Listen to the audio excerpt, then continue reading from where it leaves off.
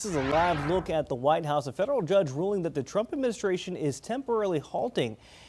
temporarily halt, I should say, its sweeping government overhaul because Congress did not authorize it to carry out large-scale staffing cuts and the restructuring of agencies. That judge siding with a group of unions, nonprofits, and local governments and blocked large-scale mass layoffs known as reductions in force for 14 days. The ruling is now the broadest of its kind against a government overhaul that has been led by DOJ's leader, Elon Musk. All right, so let's bring in Chief Legal Analyst Khalif Rhodes. And Khalif, this is something that we have brought up multiple times every time there is a new order like this. So what happens next now that the judge is saying, hey, you need to stop this temporarily? There will be a permanent or preliminary injunction that normally happens after their temporary injunction. That's basically we're going to have this same hearing that we had, but then both sides will be able to give more information because the nature of these are emergency, these temporary ones. You don't have a full-fledged hearing where they're submitting exhibits, where they're actually bringing in the case law to support their arguments. I mean, it is a shorter, quicker time frame. This other one will be a full-fledged hearing, and let me make the distinction.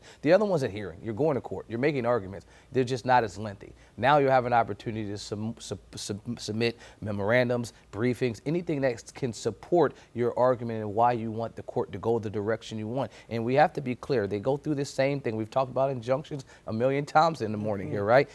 Irreparable harm, likelihood of success in the marriage, the benefit or this balancing of the equities, and is it in the public interest? The judge goes through this and makes that analysis. And so you would say, hey, you're talking about firing people. That's money, right? You would think that that's not irreparable harm because if you lose your job and you're losing your paycheck, well, I can just pay your money back. Well, the judge says it's not just the money. It's irreparable harm to the money they're losing, to the community, to the impact that it will have on their family and to everyone else around them. So it's the holistic approach to losing your job and the impact that would have. That money cannot replace a different type of argument, but nonetheless an argument that this judge has made.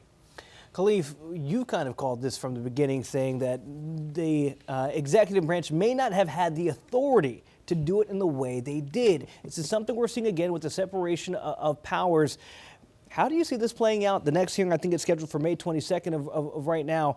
How do you see this playing out? The exact same way. I mean, Congress clearly authorizes the funds to go to different branches, right? And they're earmarked and it's appropriated through Congress. And so if you want to remove, if you want to get rid of something that Congress has appropriated, only Congress can do that. If it's a government agency that the president that falls under the executive branch, then the executive has power with the swipe of a pen to remove anyone at any of those departments, DOJ being one of them. But if it's something that Congress has appropriated, you can't mass fire folks and then try to make it seem like you're doing a reduction when only all you're doing is removing that agency. Because if you gut the agency, if you remove the workforce, then that agency can no longer function. And we have to look at this from, like I mentioned before, not normalizing the things that are happening right now, because none of this is normal. The Trump administration has done a number of things to executive order and attempted to challenge the defenses of our Constitution. 148 of those executive orders have ended with temporary restraining orders put in place to stop them from doing the very things they want to do. Well, so let's pretend that you are counsel for the Trump administration, right? We talk about loopholes in our last hour, but so you're going to court and you're introducing all this evidence to say, hey, I can do this. What do you foresee them arguing here? The Trump administration? Yeah.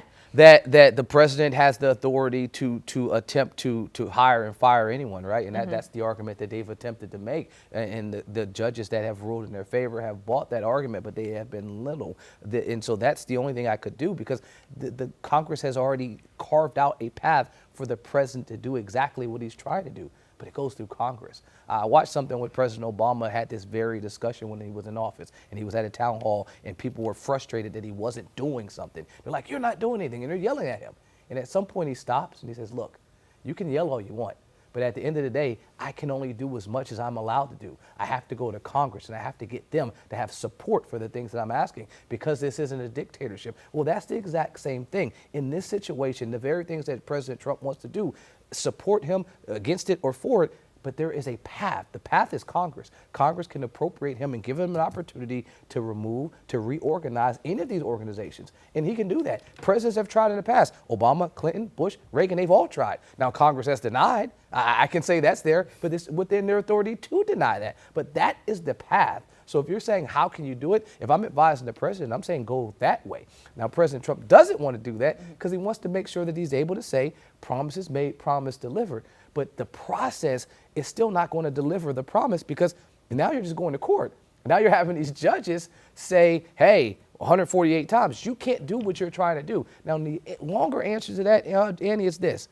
The Supreme Court may ultimately say, hey, I'll give you what you're asking, President Trump. All these 148 judges, they can't do these injunctions nationwide. I'll pull their power. So now even though the president is unable to do these things, he can go to the Supreme Court and they can pull the power from these judges. And so that may be a workaround. If we're looking for any loophole, that's the only loophole. Taking judicial authority away from these judges is the only way that he can get forward what he wants to do. Khalif breaking down all angles of that for us again, May 22nd, when they're set to go back to court on this matter. Chief Legal Analyst Khalif Rhodes. Khalif, we appreciate it, my man.